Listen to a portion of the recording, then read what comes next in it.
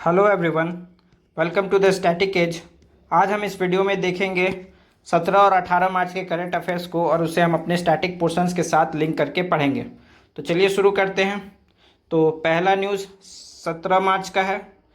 तो कल ज़्यादा न्यूज़ नहीं था तो मैंने सोचा कि इन दोनों को एक ही जगह क्लब करके वीडियो बनाया जाए। तो ऑस्कर से रिलेटेड है।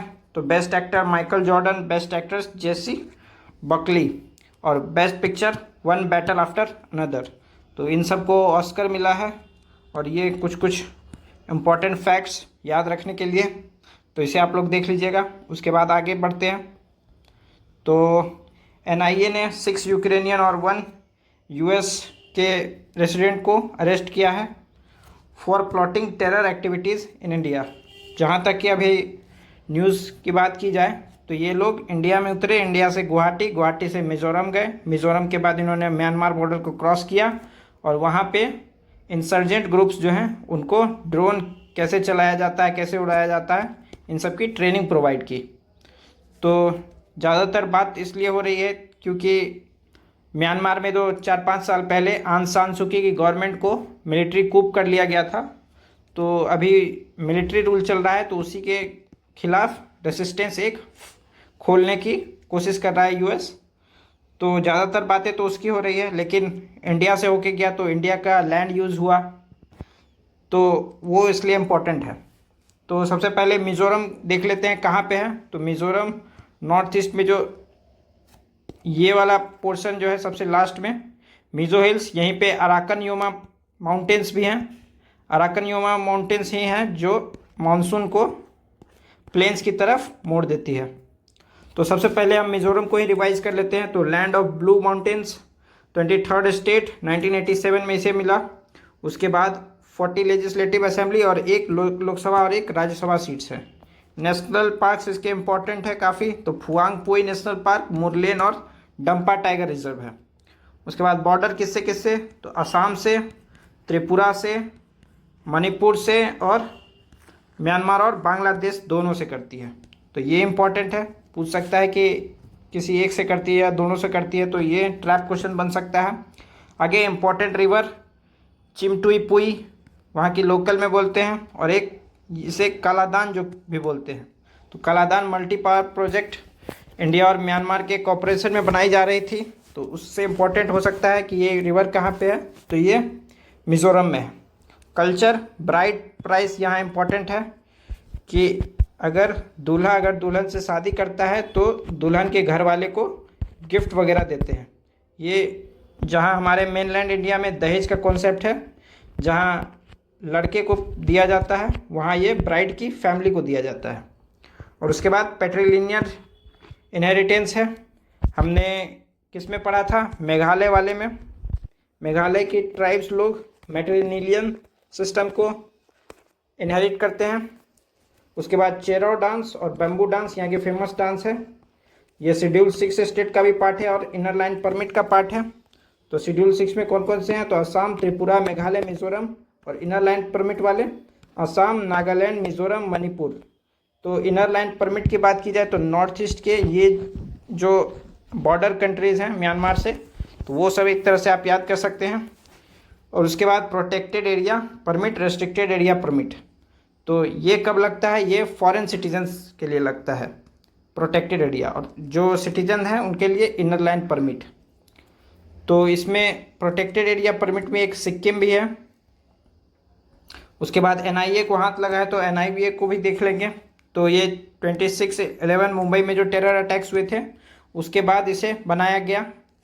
तो ये स्टैट्यूटरी बॉडी है, एनआईए एक्ट से बनी है और ये सब चीज़ों में काम करती है। ह्यूमन ट्रैफिकिंग हो गया, काउंटरफिट करेंसी हो गया, manufacture of sale of prohibited item, cyber terrorism, funding of terrorism, terror attacks, इन सब से रिलेटेड चीज़ों पे एक्शन लेती है।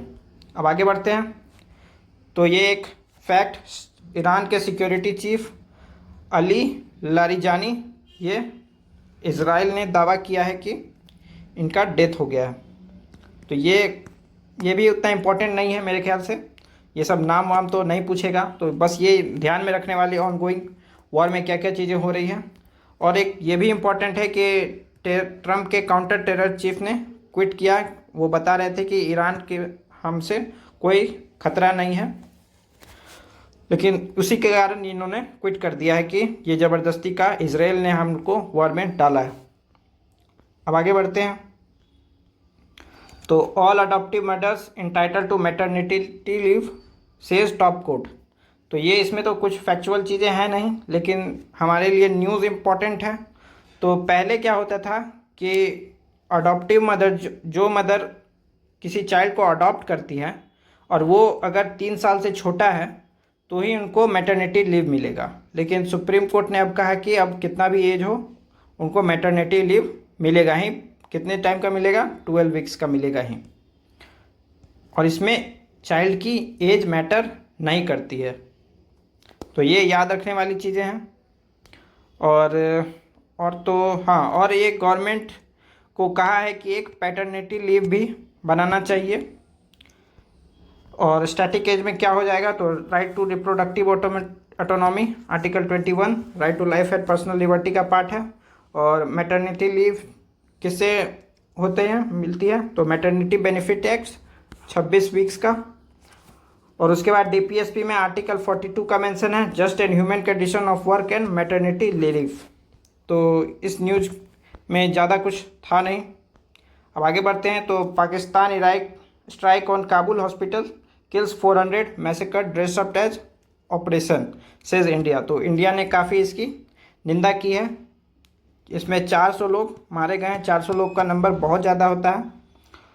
तो सबसे पहले पाकिस्तान और अफ़गानिस्तान बॉर्डर को क्या कहते हैं? तो दुरंद लाइन कहते हैं। ये 2640 किलोमीटर की है। ये कब बनाया गया था? डिमार्केट हुआ था तो 1893 में। और अफ़गानिस्तान में है एक बाग्राम एयरबेस जिसकी नज़र यूएस पे है। तो उसी के कारण मेरे ख्याल से ये पूरा अटैक्स वगैरह पाकिस्तान कर रहा है ताकि बाग्राम एयरबेस यूएस को वापस मिल सके। तो ये इम्पोर्टेंट है। और एक तोरखम एयरबेस भी है। ये धुरंधर मूवी में काफ़ी फेमस हुआ था, तो ये भी इम्पोर्टेंट हो सकता है। बाकी तो ये न्यूज़ ही है बस जानने के लिए। अब आगे बढ़ते हैं। तो एक गवर्नमेंट जो है नए बिल, पुराने वाले बिल में ही कुछ अमेंडमेंट के साथ नए बिल के साथ आने वाली है। तो ट्रांसजेंडर प्रोटेक्शन अमेंडमेंट बिल 2026, तो 2019 में पहले ये लाई थी। उसके बाद क्रिटिसिज्म के बाद फिर 2026 में इसे लाया जा रहा है। तो 2019 में क्या था? तो सेल्फ आइडेंटिफिकेशन ऑफ जेंडर की बात की गई थी। अब 2026 में क्या है? तो सेल्फ आइडेंटिफिकेशन को रिमूव कर दिया गया है। उसके लिए मेडिकल सर्टिफिकेशन लगेगा ताकि उसको रिकॉग्नाइज़ किया जा सके ट्रांसजेंडर के लिए। उसके लिए एक मेडिकल बोर्ड का भी क्रिएशन होगा। और एक्टिविस्ट क्या कह रहे हैं? तो राइट टू डिग्निटी और आइडेंटिटी, ज़बरदस्ती हम लोगों को वो कौन होते हैं बताने वाले, मेडिकल सर्टिफिकेशन, इसकी ज़रूरत हम लोगों को क्यों है? और उसके बाद सुप्रीम कोर्ट की एक जजमेंट है NALSA versus union of India, 2014 में ये जजमेंट आया था। तो उसे transgender as third gender recognise करना है। तो ये ऑर्डर था, तो उसी से रिलेटेड है। अब जब पास होगा तब देखेंगे इसे। उसके बाद Iran's war economic fall out में बी वर्स देन यूक्रेन।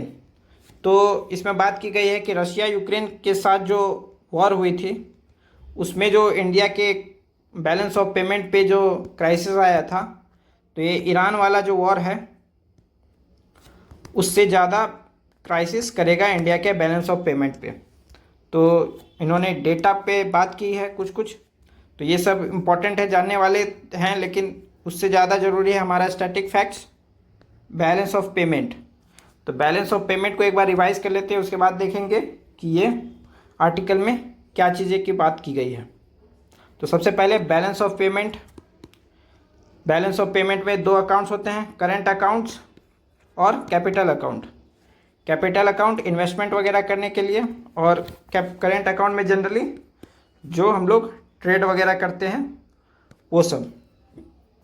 तो करेंट अकाउंट के 2 पार्ट होते हैं, विजिबल और इनविजिबल। विजिबल मतलब जिसे हम लोग देख सकते हैं, हाथ से छू सकते हैं वगैरह वगैरह, जैसे कि कपड़े, जैसे कि क्रूड ऑयल, जैसे कि और भी कोई प्रोडक्ट्स, एग्रीकल्चरल प्रोडक्ट्स। तो इन्हें आप देख सकते हैं, छू सकते हैं, तो ये विजिबल में आएगा। सारे गुड्स, तो ये विजिबल की कैटेगरी में आएगी। इनविजिबल में क्या होगा, जिसे आप देख नहीं सकते हैं, जैसे कि सर्विसेज, आपने किसी को सर्विस दी तो सर्विस को आप छू वगैरह तो नहीं सकते, लेकिन वो आप सर्विस से आप पैसे कमाते हैं, तो सर्विसेज आपकी इनविजिबल में आ जाएगी। उसके बाद इनकम, इनकम में 3 टाइप के होते हैं। डिविडेंड, अगर कोई इंडिया की कंपनी विदेश में का कमाई होती है, तो अगर वो डिविडेंड इशू करती है तो इंडिया के डिविडेंड में आएगा। इंटरेस्ट, कोई कंट्री को इंडिया ने लोन दिया है, जैसे कि इंडिया ने नेपाल को $100 बिलियन का लोन दिया है, तो उसका जो इंटरेस्ट पेमेंट हर साल करेगी, तो वो इंडिया के इंटरेस्ट वाले इनकम वाले अकाउंट के इंटरेस्ट सेक्शन में आएगा। उसके बाद प्रॉफिट, अगर इंडिया की कोई कंपनी जैसे कि टाटा स्टील यूके में प्रॉफिट कमाती है, तो यूके से टैक्स भरने के बाद ये इंडिया में जो पैसे आएंगे तो उसे प्रॉफिट में लिखा जाएगा। उसके बाद है ट्रांसफ़र। ट्रांसफ़र में 3 प्रकार के होते हैं, गिफ्ट और डोनेशन। अगर कोई किसी को गिफ्ट दे रहा है इंडिया में तो वो हो गए। रेमिटेंसेस, हमारे जो वर्कर्स हैं वो सऊदी वगैरह में काम कर रहे हैं, तो वो अपने घर पे जो सैलरी भेजते हैं अपने सैलरी का पोर्शन, तो उसे रेमिटेंसेस भी गिना जाएगा। उसी तरह कैपिटल अकाउंट, अगर कोई दूसरी कंपनी इंडिया में इन्वेस्ट करती है तो एफडीआई में, एफडीआई क्या किस लिए होता है, ये लॉन्ग टर्म के लिए होता है। इससे कंपनी क्या टेक्नोलॉजी ट्रांसफ़र लेके आती है और मैनेजमेंट में बैठती है, तो उसे एफडीआई कहते हैं। तो एफडीआई और एफपीआई किस लिए होता है, ये शॉर्ट टर्म के लिए होता है और ये स्टॉक मार्केट में प्रॉफिट कमाने के लिए होता है। तो ये दोनों इन्वेस्टमेंट का पार्ट है। उसके बाद लोन्स, अगर गवर्नमेंट लोन्स लेती है, अगर इंडिया अगर लोन लेती है यूएस से या फिर आईएमएफ से, तो इसे लोन्स वाले अकाउंट में रखा जाएगा। उसके बाद बैंकिंग, अगर कोई एनआरआई इंडिया वाले अकाउंट में, अपने इंडिया वाले अकाउंट में कुछ पैसे रखते हैं तो उसे इसमें रखा जाएगा। अपने न्यूज़ पे वापस, तो उसी में बात की गई है। तो ये सब कुछ इम्पोर्टेंट पॉइंट्स को मैंने अंडरलाइन किया है, लेकिन सिंपल बातों में बात किया जाए तो रशिया यूक्रेन के टाइम पे जो था, जब वॉर हुआ था, तो सिर्फ पेट्रोल महंगा हुआ था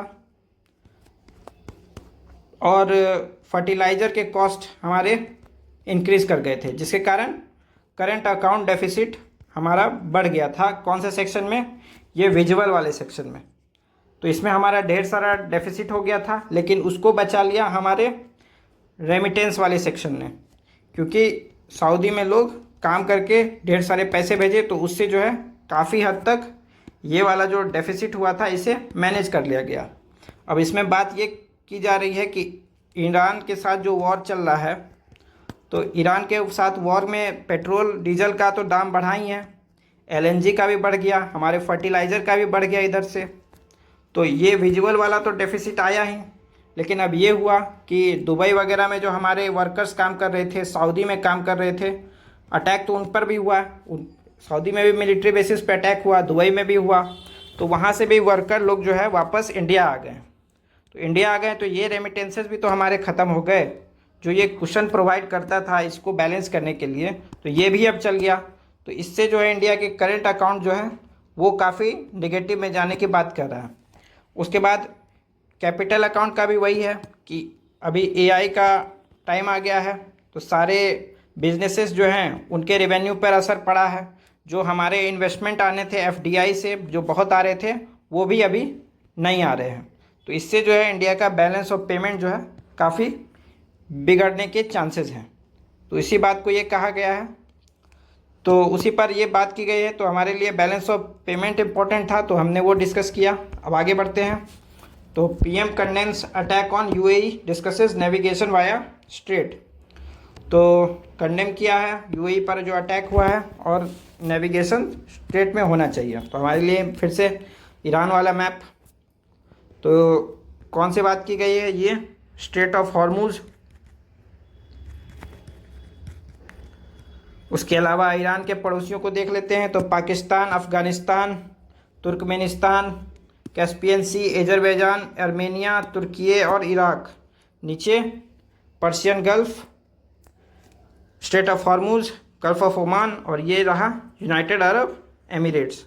तो ईरान ने इन पर अटैक किया है, इस पे अटैक किया है। तो मिडिल ईस्ट के ज़्यादातर कंट्रीज़ पे मिलिट्री बेसेस जो यूएस के थे, तो ईरान ने उन सब पे अटैक किया है और इन स्ट्रेट ऑफ हॉर्मुज को भी चोक कर दिया है। तो इसी पर हमारे प्रधानमंत्री ने इन पर जो अटैक किया था इनको कंडेम किया और बोला कि ये पैसेज को खुलना चाहिए।